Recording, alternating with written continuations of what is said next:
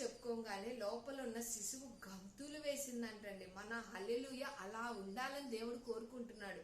ఎంతమంది ఆ రకంగా ప్రైజ్ ద లార్డ్ చెప్పుకుంటున్నారు, ఎంతమంది ఆ రకంగా హల్లెలూయా అని స్తుతిస్తున్నారు, ఎంతమంది ఆ రకంగా శోధనలో ప్రవేశించకుండా ప్రార్థన చేస్తున్నారని దేవుడు అడుగుతున్నాడండి. ఎందుకు అని అంటే శోధనలో ప్రవేశించకుండా మెలకుగా ఉండి ప్రార్థన చేయమన్న దేవుడే ఆయనే ప్రార్థన చేశాడు అని అంటే ఎంత అవసరమో గమనించండి. ఆ ప్రార్థనలో ఎంతో శక్తి వస్తుంది, బలం వస్తుంది.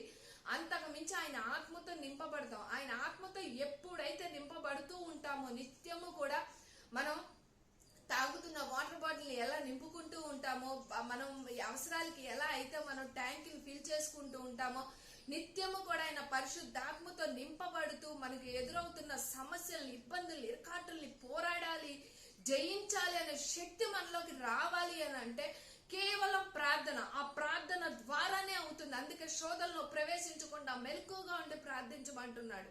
ప్రభువైన యేసుక్రీస్తు వారే ఆయన స్వయంగా తండ్రితో మాట్లాడుకుంటున్నప్పుడు మోకాళ్ళు నూలి ఎంతమంది మోకాళ్ళు వేసి ప్రార్థన చేస్తున్నారండి. ఎవరికి ఇష్టం వచ్చినట్లు ఆరాధిస్తున్నారు, ఎవరికి ఇష్టం వచ్చినట్లు ప్రార్థనలోకి వెళ్తున్నారు.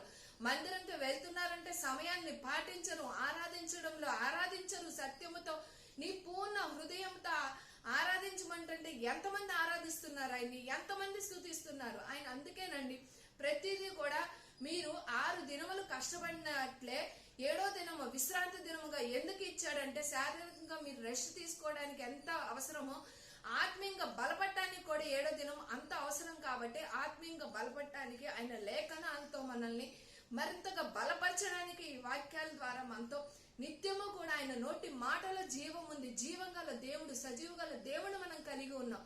అన్ని విషయాల్లో కూడా ఎంత అలర్ట్ గా ఉంటారు. ప్రార్థనకు వచ్చేపాడికి, మందిరంకి వచ్చేపాడికి అక్కడ నిర్లక్ష్యం చూపిస్తూ ఉంటారు. ఎందుకు నిర్లక్ష్యం? ఆ నిర్లక్ష్యం అనేది మనకు దేవుడు ఎదుట అనేది అస్సలు ఉండకూడదని కోరుకుంటున్నాడు. అందుకే శోధనలో ప్రవేశించకుండా మెలకుగా ఉండి ప్రార్థన చేయండి, ప్రార్థన చేయండి అని ఎంత చెప్తున్నా సరే దాన్ని ఒక కేర్లెస్ గా తీసుకుంటున్నారు కానీ కేర్ గా తీసుకోవట్లేదండి. ఆ కేర్ గా ఎప్పుడైతే నువ్వు ఇష్టంగా తీసుకుంటావో, చంటి బిడ్డని తల్లిదండ్రులు ఎంత కేర్ గా చూసుకుంటారో మనం కూడా మన తండ్రితో అంత ఇష్టంగా ఉంటే ఆయన మనల్ని ఆశీర్వదించాలని ఆశపడుతున్నాడు.